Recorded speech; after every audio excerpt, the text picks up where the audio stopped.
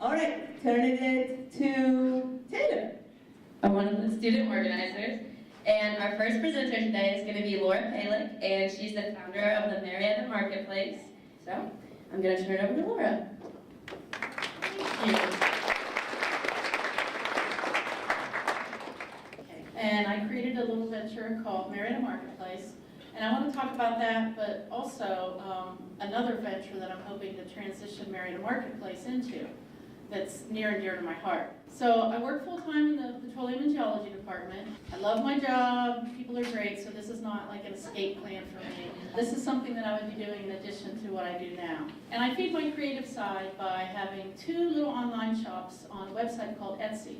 Etsy is a huge global e-commerce site. It's like this vast online mall, and we're all individual shop owners on Etsy. Right now there are probably close to 2 million sellers. So my shops are vintage. Anything you can think of that can be made or created, you can find it on Etsy. So one thing I've learned over the last few years on Etsy, a lot of Etsy sellers are really looking to break away from the crowd and get their items noticed. It's very saturated now, especially with some categories like jewelry. So they're really hoping to get that big break and maybe a big wholesale order or get picked up and have their items in a shop. So I thought, why not create a little one-day event that would reach out to that type of seller in this area and bring them together for a day and showcase their items and give people a chance to meet the makers and the artists behind them and give people a chance to see these items up close and personal. And at the same time, create a nice little event downtown Marietta that would showcase Marietta as a cool little town and give people a reason to come to Marietta, just one more reason to visit and spend time.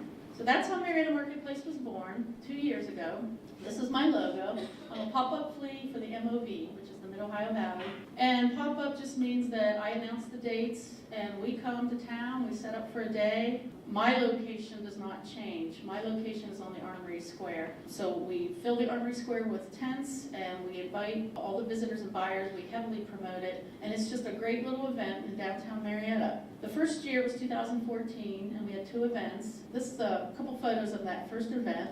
So you can see it's really festive. We're down on the Armory lawn, which if you don't know where that is, it's right on Front Street next to the post office. So the city, when they heard about my idea, they just jumped right on it. They love the idea of me being on the Armory lawn. It highlights that space that they're trying to promote. It's convenient, it's visible, it's accessible. This is not like a craft show where you just have tables of crafts. This is a full all-out. You have tents and booths. And the people, you can see we have the little brick walkways, and people can come and they browse the marketplace, and then hopefully they're going across the street or down the block. They're shopping in the stores, they're going to the restaurants. And it was just a really positive experience from day one. We had public support, we got great publicity. The vendors were really excited and they were all promoting on their own websites. Even the merchants were so supportive and they helped promote it too. So that first event in 2014, we had 14 vendors. This is just an example of some of the art. We set a standard for a good quality, diverse product, and the artists and the vendors are just excellent. And last year I had 4 events, and I ended the year with 26 vendors, the last one. So each one got a little bigger and a little better. This is my website where I post all the promotions and the dates and the application processes online. And each event is different, but it's also similar. So we'll have different artists and vendors, but the format is the same. And we've had live music, we've had a wood carver demonstration, we've had Segway tours set up there, food truck, hot food, cold smoothies. And every event I promote charity or nonprofit. So we've had a food drive, a shoe drive, I provide prizes and we'll have raffles and things like that. So now I'm looking at this year and I'm hoping it'll be even bigger and better. And I want to have some bigger events. I'm hoping to get a corporate sponsor for a tent that we might have some live entertainment and some adult beverages and things like that to really make it an event that people put it on their calendar and they look forward to coming. But while I've been doing this and getting involved in the city and working with community members, I really like downtown Marietta. And now I volunteer on Marietta Main Street. I'm sitting on the Business Enhancement Committee. And the more I see and hear about Marietta and the ins and outs of doing business in Marietta, I'm convinced that I really want to have a permanent presence in downtown Marietta. And this would be Wit and Whimsy. And that is the name I have envisioned for my shop. It would be a retail shop in downtown Marietta. And one of the reasons I'm here today is I'm going to present my vision for a shop and what I think is a niche that could be filled in Marietta. And I really want some honest feedback. I could be off base, I could be on track. You might tell me I'm crazy or maybe it's a good idea. So that's really why I'm here today, because this is a huge decision. I'm going to be investing time, money, and effort, and I want to make sure I'm on the right track. My vision for Whitten Whimsy is a retail shop. It's just a sampling of some of the items that I'd be carrying. It's not all inclusive, but it gives you a good idea. And my demographic is the 18 to 35-year-old, college students, young professionals. That's not exclusive. If a 75-year-old grandmother walks in and falls in love with an item, that's great. But I thought if I target a demographic, it will help me focus and I'll have a more cohesive look to the shop. And I want somebody, when they walk into the shop, they kind of see a personality and they say, oh yeah, I get what she's doing here. I want products to be on trend and not just trendy items, some classic and timeless, but I think in the Midwest a lot of times we're behind the trends a little bit. We catch them when they're on the way down. So I want to really closely watch that and have products that are fresh and current and things that people want to buy now instead of 6 months ago. And I feel really strongly about having my products locally made, handmade, made in the USA. The Etsy sellers, the vendors who show up at the Marietta Marketplace, those are the types of people that I want to use to source my inventory. So I want to support those people that are working out of their homes and their studios and use their products and give them a chance to showcase them. And if they grow and have their own business, that's great. The whole thing is to build up other people and not just make money on somebody else's talent and hard work. So these are just some samples of some of the items. Some of these are just inspiration to me. And some of these are actually items that I would be carrying, especially the Clutch MOV line. And some of these were people that showed at Marietta Marketplace. I've been in touch with these artists to see if they would, have something kind of exclusive to Whitten Whimsy. And of course some vintage items that I search out and resell. Those would be kind of curated through the shop. So now the demographics, and this is where I think a niche needs to be filled. My location would be on Putnam or Front Street because I'd want to take advantage of a hub of activity like the People's Bank Theater or Marietta Brewing Company. And they have evening traffic. My hours would be later because I don't think young people necessarily need to shop at 10 a.m. And that's great for some shops, but I think I would be opening at noon, which is my lunch hour here, and staying open until 8 or 9 p.m. And that way I can take advantage of the traffic downtown, going to dinner, before a show, and those people would have something to do and a shop to go to. I hear that's a need sometimes, especially now with the shows being more frequent. So I'd like to offer these people somewhere they can go in and do some shopping. I would also have some promotions events. If I'm going to carry a line from an artist, I'd have like a meet the artist little reception, promote different people in the shop, and also have some seller workshops where we can help each other hone our business skills, and then some community events where I really want to be engaged in the community. Like a workshop, right now you drink wine and do a painting and go home with it, something like that, maybe with a different twist. And one thing I know is a reality, I have to have social media skills, I have to have an online presence. I know, I've done the math, and relying on walk-in traffic to generate enough revenue would not work, especially early on. I already know that I would be contracting Holly Casco Creative to revamp a website and set it up for e-commerce and make it attractive and user-friendly. So my inventory would come from a couple different sources. Some would be consignment, where the vendor puts it in the shop, and I don't have to have money up front for that. Some would be commissions exclusively for my shop. And so if you want that item, you're either going to have to go online or come down to the shop to get it. Some of it would be wholesale that I would have to have the money up front and buy it wholesale, but then I can do as I wish with it and price it as I want. And then some would be vintage, quality vintage items that I'd be seeking out to resell. And my aesthetic, these are just some of my inspirational pins. A little bit urban, rustic, eclectic. I want to have some creative displays and kind of quirky, where it changes a little every time you come in. It might be different, unless you come in every day, but it might be the same. But I really want to have a deep inventory, layered inventory. So when you walk in, that first 30 seconds, I don't want you to look around and say, oh, there's nothing in here I'm interested in, and you have to back out as I'm waiting to you from behind the counter. If you've been to Simple Pleasures on Front Street, I think he does an excellent job of curating his shop. And so that's what I want to achieve. I want my windows to draw you in, my window displays, and then I want my inventory to keep you there and take time and browse and flip through the art prints and check to see what's new. So that's really what I'm trying to achieve, and that's my vision for Whitten Whimsy. One thing I want to make clear is that I'm not trying to duplicate another shop or overlap or copy, because we have excellent shops downtown that I think are just doing a great job. So I'm not trying to duplicate what's already being done. I think I've identified this niche that needs to be filled, that I don't see that particular niche filled. And so I could be wrong, and that's why I'm here today. But I think that this is something that would really benefit Marietta. So that is my vision for Whitten Whimsy.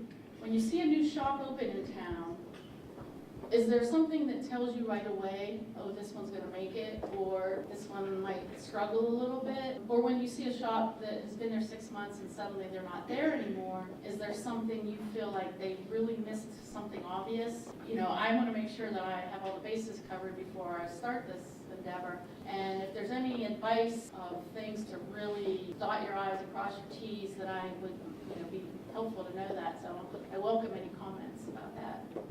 Well, first of all, let me just say I love your idea, Laura. I really do.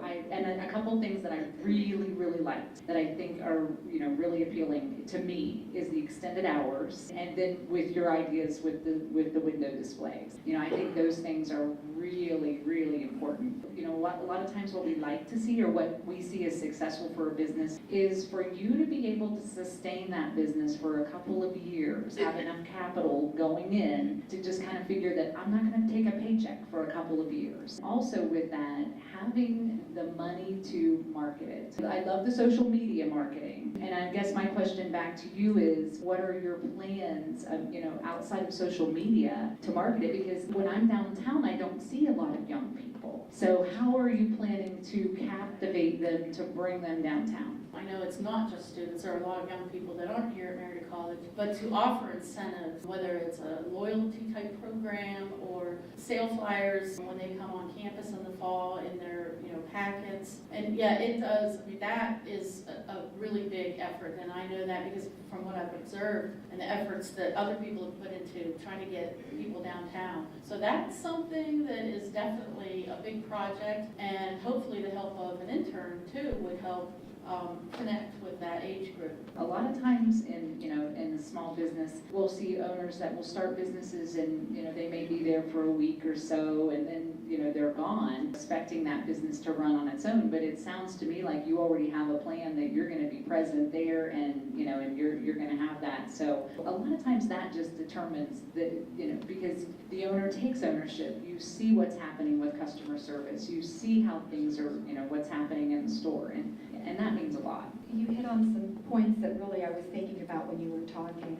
The most important thing that I think you said is a face to identify a store. Coming from Terry Ann's, which is where I work, Terry Ann is there, and she's been a very successful business for 50-some years, and I think it's because that store is identified with that person. So whenever you come in, you see you in that store from 12 o'clock to 9 o'clock, 6 days a week. It is such a commitment to have a store. To me, if I was wanting to open up a store, can I actually give that amount of time, day in and day out, for at least 2 years? And then you were talking about your demographics as being 18 to 25-year-olds. You have to sell a lot of product to make your rent payment, to have your inventory, a deep inventory, I think is how you put it. You have to sell a lot of beautiful necklaces. That one necklace I saw with the chain and the pretty love or whatever you had on it. It takes a lot of inventory to reach that $1,000 a month rent payment. And I guess I was thinking, how do you really get those students that the students have never embraced downtown. They're doing other things. I see somebody shaking their head in front of me. They just don't come downtown. So I guess it's going to be a tough to get them to come into the store, as inviting as it may have seemed. And then the last thing, it seems so important to make them always feel welcome. It takes such energy to always make that customer, when they come in the door, to feel like they're such an important part of what's making you successful. I do know that when I crunch the numbers, if my average price point was $25 and what I estimate would be my net, I would have to sell 22 items a day just to break even. So that's why this is going to be a long planning process and preparation if I go forward. And that's why I'm here today, to ask people, would you shop downtown? Especially students, when you go back to your hometown, wherever, especially if you live in a larger city, what type of store do you go to when you go back home? If you have money in your pocket and you just want to do some recreational shopping, what type of store do you go to time and again? But the recreational shopping aspect is there for me. It's something that my wife and I will go into a store, we'll look around, we'll kind of comb through shelves and looking at, where's that interesting little thing? Or I say, oh, that would be a great gift for so-and-so. I want that inventory, I really do. I don't want to walk in, like you said, I don't want to be there 30 seconds and say, oh, no, and have that awkward goodbye to you. I want to say, there's a lot in here, and looking through it, and hopefully I find something, but if I don't, I could come back in a few days and look again, and there could be something different. So I think that's key. We've talked about this a little before. What's the best approach to build up that inventory when you might not have the purchasing behavior there yet, right? So how do you actually build that inventory on a budget? I unfortunately don't have that answer. I know you put up some potential ways of doing that. Can you go back to those? Maybe someone has a suggestion, or you can explain those a little more? On consignment, the vendor has the opportunity to put their items in my shop, but they have to wait for the money until the item sells. And then typically, a lot of places charge 30, as much as 40% commission. I would only charge 25 because again, I'm trying to help other people too. And that, if they put it in on commission, on consignment, they get to advertise themselves. They get to have the little hang tag or the card on the display and actually promote themselves at the same time. If I buy it wholesale, then the item's mine. It might say made by on a small tag, but it's mine to do what I want with, and I can price them and mark up as I wish. Commissioning the exclusive items would be me approaching an artist. Maybe they already have something in 2 other shops in town. But me saying, look, if you come up with something that isn't being sold in another shop in Marietta, we'll carry your line. And then we negotiate whether it's wholesale or commission. And of course, vintage items, that's just me reselling items that I buy. The markup on the wholesale would probably be the best profit margin if I can buy them low enough, and sell them at a decent price. That's something else to look at, because when I did my little estimate of what it would take to sustain my expenses and meet those, expenses, I was kind of averaging if half my sales were commission and half were wholesale, and that's what I came up with. And again, I think one of the niches that we need are more products for guys. I think a lot of our shops are very female friendly, and the guys are kind of tagging along and they get bored. I want a guy to come in and be able to enjoy browsing just as much as a girl and find as many things, whether it's vintage vinyl or some really cool grooming supplies or whatever. So that is something that I feel like we need to address too. My last question for people, because since it's important to me to have the locally made and the handmade, does it matter to people? I know that's really a buzzword right now, shop local, shop small, but do you look at the tag? Are you willing to pay a couple dollars more if you know that the item is locally made or handcrafted in the U.S., in Ohio? I'd like to get some opinions on just how important that is to people who are buying. A lot of people it's the experience of knowing that you're buying something that was made locally and there's a story behind it. But when it comes down to spending your money, are you willing to spend a couple extra dollars for that? Terry Ann's has a handle on her market, her clientele, to the point where she knew my wife's mother's birthday. And when she would come to town from Chicago, Terry Ann knew her, knew what she liked. The other important piece that Terry Ann has under control is long-term people who work at the store, who are, like Terry Ann, passionately involved with the clientele. Also Baker & Baker, same deal. Tomahawk and Brockton Gold Line Jewelers, same deal. Just as you had talked about the store and the guys coming in, Terry Ann has another piece that I think is really valuable, at least for me. She's got chocolate candy and a place for me to sit, because there's only so many dresses I'm going to look at, but she knows that I'll sit and look at a magazine and stay there for a longer period of time. As to your question about local, yeah, I think this generation in particular will pay more for local, and Barb and I kind of go out of our ways and we find local products, we like to support them, so yeah.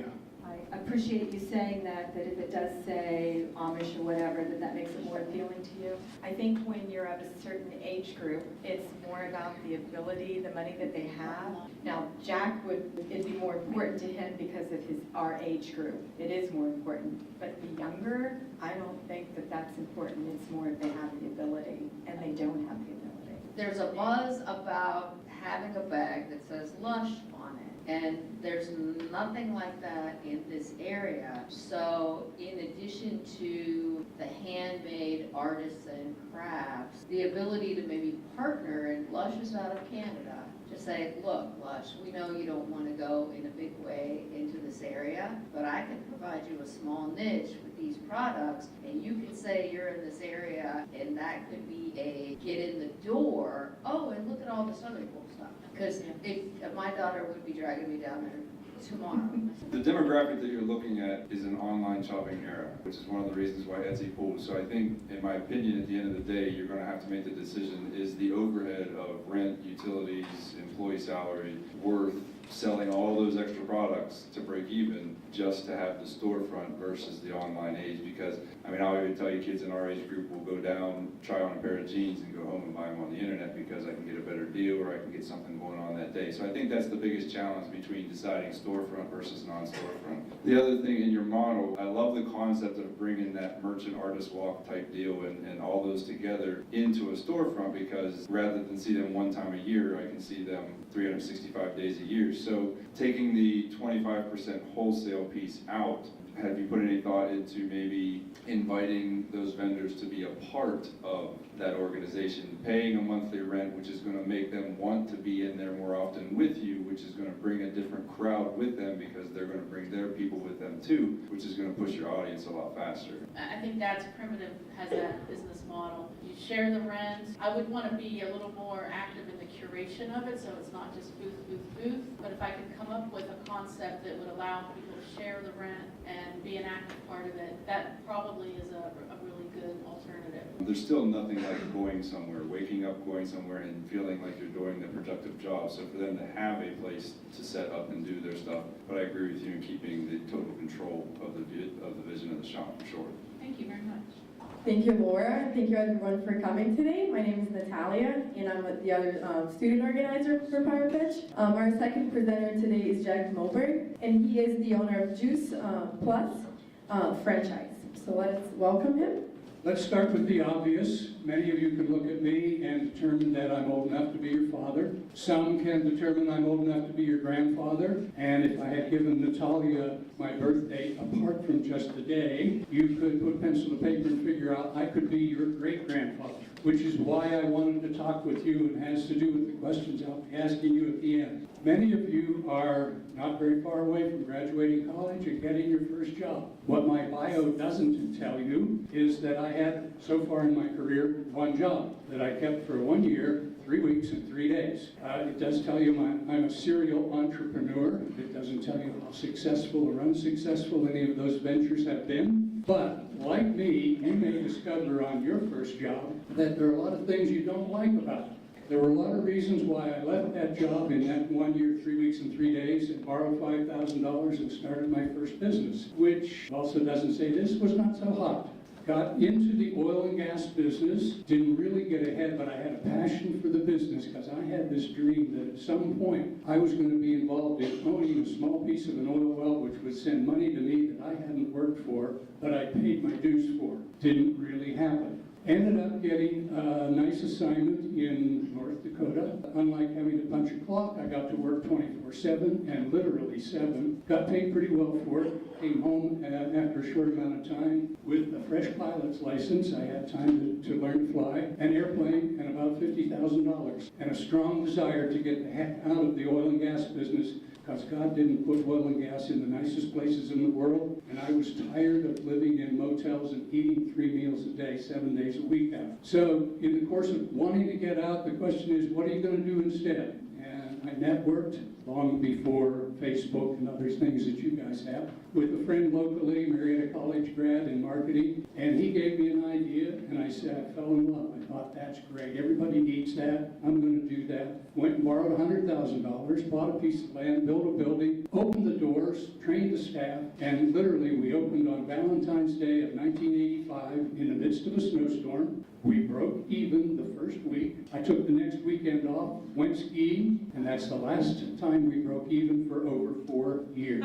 The business survived. I survived. The marriage didn't. 5 years later, let's see, she got a car, a house, and the business. I got the airplane, the boat, and the car. Fortunately, it was a houseboat. I had a place to live. I'm going to skip forward a lot of years to December 15, 2001. A friend came and laid on my desk a cassette tape. For those of you who haven't seen one before, He said, I want you to listen to this. There's stuff in there I think you'd be interested in, and I value your opinion about what's on that tape. I listened to the tape, fell in love again. I had a passion. I had a way to earn a living and make a difference in people's lives. And it was about a product called Juice Plus. It's an encapsulated whole food product. You may look at that and say, oh, that's vitamins. And yeah, it is. But the difference is, see the apple there? And that didn't roll out all 28 pages. There's over 13,000 chemicals in an apple and any other piece of fruit or vegetable you eat, which is why they've been telling us to eat more fresh fruits and vegetables. Your vitamin pill will have at best 13 vitamins. And everybody knows we're sicker and sicker. What's not working? We're all taking vitamins. What's not working is you're not eating whole food. We used cassette tapes for a lot of years to tell the story. We moved into CDs, moved into DVDs. It's now on the internet, on YouTube. Here's the problem. It still takes someone to tell the story, to make the sale. You can't put that stuff on a shelf and have people come down the aisle, read it, and say, oh, I get it, it's whole food, it's non-GMO. It's got 13,000 chemicals in each of the 30 components that are in there. 14 years later, I'm standing here in front of this group, and my question has to do literally with you. When I bought my first franchise, it was the average age of people, it was guys in the gals in the 40, 50, 60 age range. As over this period of time, that age has come down and down and down to where now, when I travel around with Juice Plus, in the Juice Plus world,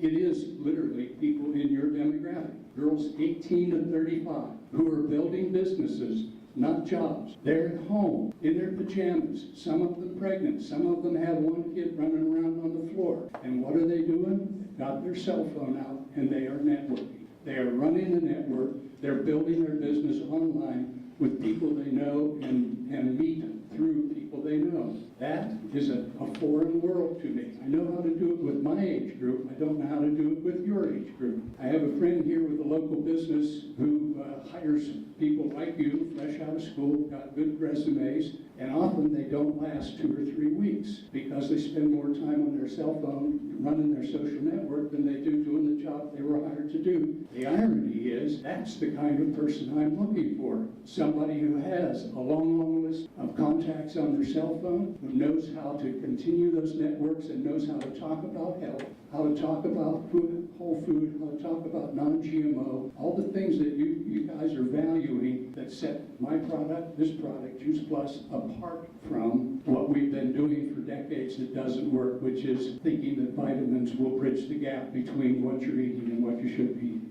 So bottom line, if you are looking for that first job, I would tell you, do what I did, find out what it is you really want to do. It took me a lot of years to get to the point where I found something that I could really fall in love with and be passionate about. Otherwise, it's just going to be a job. Spend some time looking for that, and I will tell you it's easier to find something if you already have work. My bottom line is, how do I talk to people in this demographic in significant numbers on a more frequent basis? I think that there are some people in the audience who would have a lot to say, and so I don't want to take up that space. Marietta College students, and those of you who practice a much healthier lifestyle than I've been known to do on occasion, what would you tell Mr. Moberg about ways to reach out with this product using social media and social networks? I just don't know how to find you before I find your grandparents or your parents. I'm a little confused about whether you're trying to find people to hire or you're trying to find people to buy the product. So the message is out there about whole food. 99% of the people who have a virtual franchise like I do started out as customers. Some see it right away and said, which I did. I said, oh my gosh,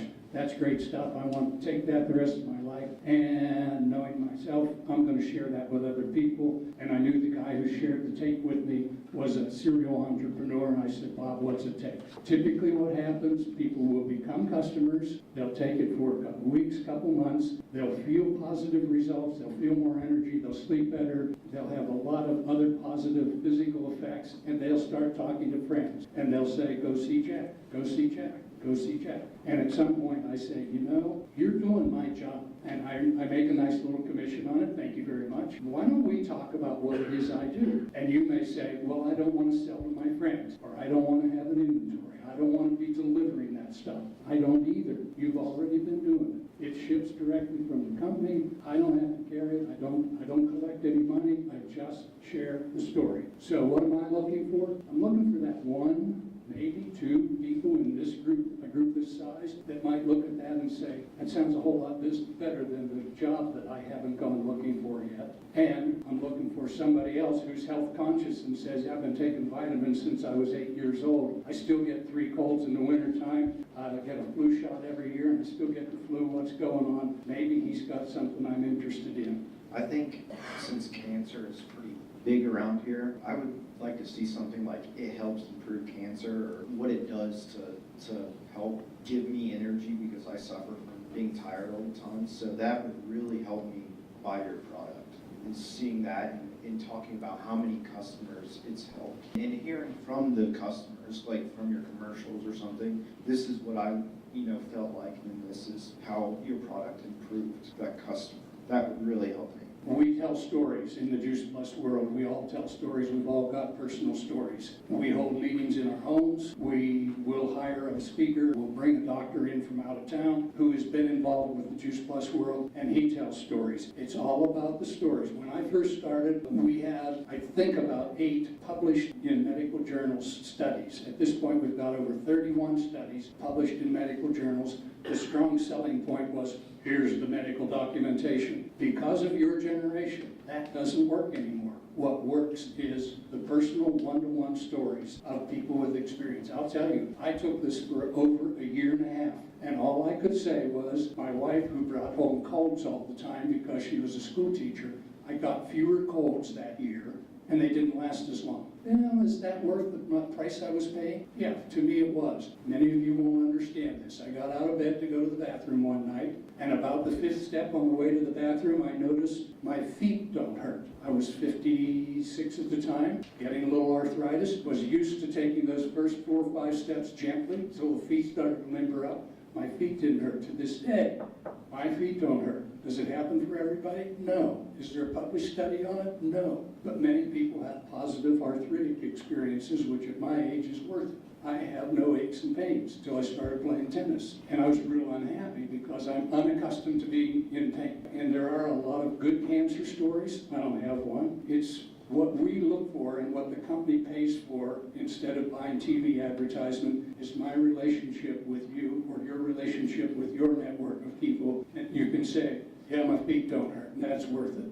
I'm a local here, and I heard about your product through one of my family members who's a complete health nut. She loves to run. It would be helpful for you if you put it on more than just, like you would rely on more than just personal interactions with people that have actually taken it, because otherwise I don't think I would have ever heard about it. One of the other things I think would maybe be beneficial is a lot of people my age use Planet Fitness, and I think that something that would benefit you would be to advertise it there. I know a lot of people are conscious of being healthy and how to skip getting sick or improving their health in general. One of my associate distributors was a trainer at the YMCA. I don't know about Planet Fitness, whether they have an in-house product that they promote. They could indeed become distributors, but the company has criteria. You can't put it on the shelf. They're paying us for the interaction, the personal relationship, and the story. If they understand that there's a revenue source for them there, we actually have literally thousands of medical professionals. Patients bring it to them. Once they read the research, take it themselves, and realize what's going on, then we'll market it through their offices using their staff to have that relationship and talk. The more that you can get your employees to engage in healthy lifestyle activities, the less expensive, the more of a break your health insurance will give you. So if we have a certain percentage of people at the college who are enrolled in the health plan who work out periodically and they swipe their card or get a flu shot, we're actually given incentives to try and be healthy. And I wonder if, especially in this area, the plants and larger employers, the pharma scientifics of the valley, if their HR departments would be interested in when they have some sort of a health fair or a health screening, having some speaker come and talk about these things while they're trying, because it's in their benefit to have healthy employees, because it costs everybody less. Getting yourself into HR departments who are bidding on health insurance and dealing with all of this stuff to be part of their employees' healthy lifestyles planning might be sort of a niche that they're looking for it, employees are looking for it, they just don't know where to look. Juice Plus, I call it a gateway drug, and I'm saying it tongue in cheek, but I'll tell you what happens. It's fresh fruits and vegetables, it's concentrated whole food. Most of us have not had that stuff in our bodies for a lot of years. And what ends up happening when people take this product is they find themselves wanting more fresh fruits and vegetables. I have a customer who said, "You'll never believe what happened, Jack. We went out to dinner last week and my husband ordered a salad and he ate it." There's kind of a carry-on effect from actually having it. It's got to start here. I can't tell you to go eat better, more salads. You're not inclined. But if I get good stuff in your body wants more good stuff. For full disclosure, I've known Jack for a number of years, and I've been taking Juice Plus for a number of years. And so I've had a chance to hear Jack tell the story about the company and how it evolved and how the contents of the capsules are made. And I know that may be covered in some of your handouts, but I think it would be helpful for people to have a better idea of the 3 blends and what goes into each one of them, how you start with the whole foods and juice them and dry them and powder them, all that. We either own the farms and the fields where all of our products are grown, or we have them under exclusive lease. We let the products grow to the peak of ripeness, so unlike the stuff you buy on your grocery store, which was picked a couple or 3 weeks before it ripened in order to get to your grocery store and look good, ours is picked at the peak of ripeness, juiced typically on the farm, then that juice is dried through a proprietary process, turned into powder and powdered. One of the reasons they won't let us put it on store shelves is because they want to control the amount of time from when it was processed until it gets to your front door. It is shipped directly. And by the way, we own and operate the world's largest non-GMO kale field for those fans of kale. And we do it for our own use because nobody else grows that much non-GMO kale.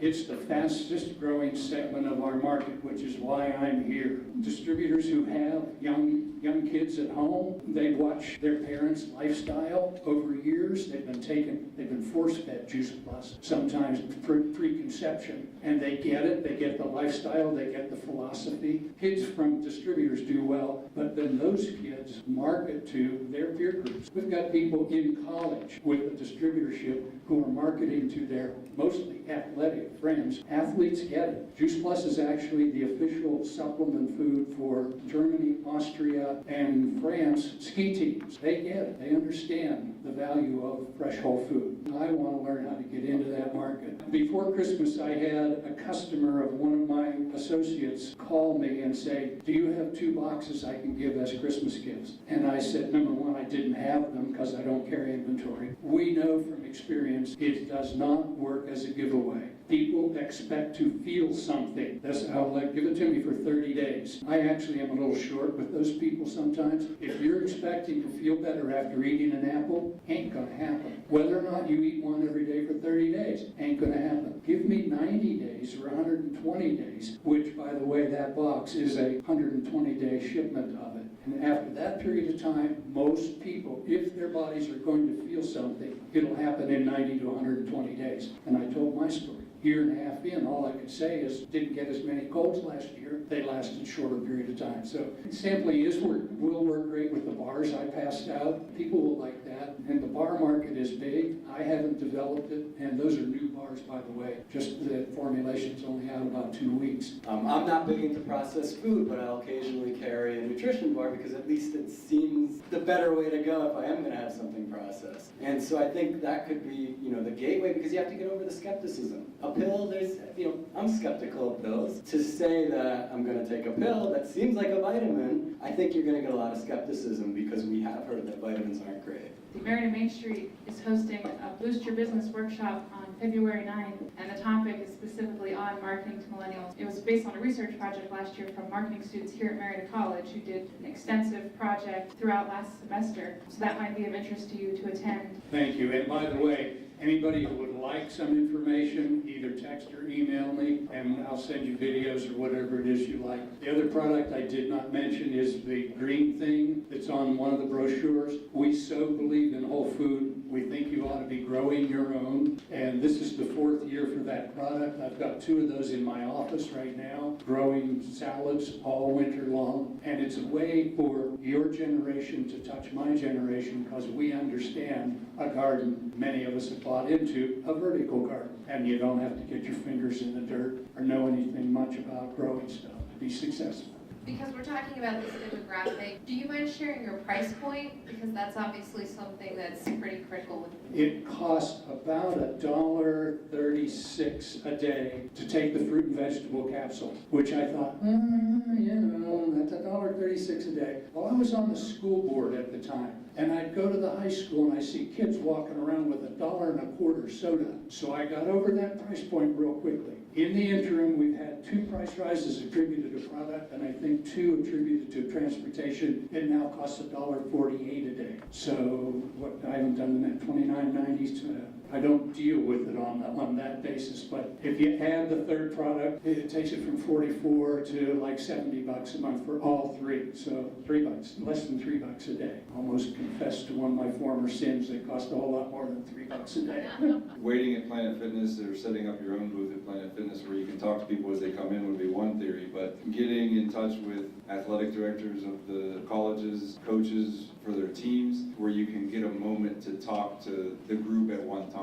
Before workout, after workout, before practice, after practice, explain the benefits, the positives, share the stories, build, because, I mean, the product has a quick replacement. If you're looking for sellers, it takes a person selling to their friend and instantly make money on the product for themselves, right? And whether it's a few dollars or $10 is irrelevant because it can go quick. Also, the colleges usually have nutrition classes or things that they have to take as a course in school to be a guest lecturer in that classroom. A third option would be, as you talked about, the wellness programs that you have. Sometimes they have to put on the seminars to talk about the wellness program. It might be good to reach out. So it seems to me like it's better than a vitamin. So I think it's on the right track, but I didn't really have any ideas for how you could market it to someone like me. For almost 20 years, the product has been available since 1993. And for almost 20 years, this company did not even talk about the fact that they had a marketing opportunity available. They talked only about the value of the product, the research and studies that had been done, and they marketed the product. And people secondarily would tell their friends and send their friends to that distributor. Because of your demographic and the change in the outside world, the commercial world, only in the last 2 years has the company said, if it's appropriate, it's okay to mention the business at the same time as the product. But they have such a solid foundation of talk about the product. A dynamite sells itself almost product. And if you'll market the product, people have a positive experience, they'll come back and say, I want to share that. Literally, just within the last 2 years, they've been saying it's okay to mix your drinks. Our virtual franchise, which comes with all the back office stuff that you need to do business, plus a public website, is $50 per year. And you can market in any or all of 23 countries around the world.